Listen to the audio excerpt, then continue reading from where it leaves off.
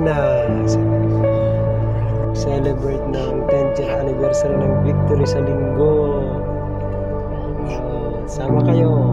Punta kayo.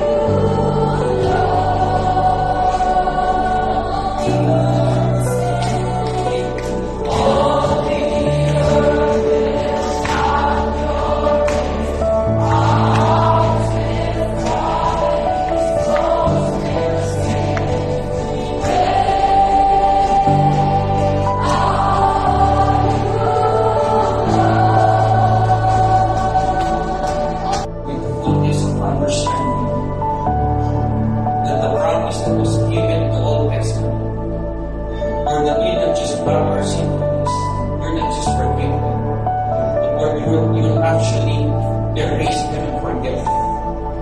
And I think that we will remind that indeed our freedom is not just a promise that we need to stay hold on to, that we need to help you and do something certain to attain that promise. But Lord, give us an understanding that in Jesus Christ, we already can experience that promise. And so, Lord, we can live freely, we can live forgively, we can live in freedom, Lord God, we can live in grace.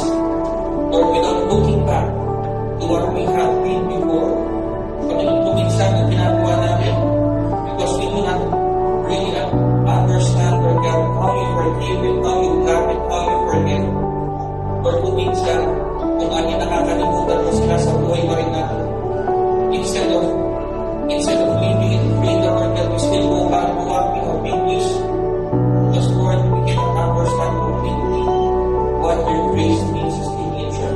Lord, that with your forgiveness and with forgetting things that we have done before, Lord, pwede na rin namin kalimutan, pwede na namin hindi rin balikan. So, Lord, help us. Holy Spirit, help us that as we go through our daily lives, Lord, that we will go under your grace, and we can live in freedom.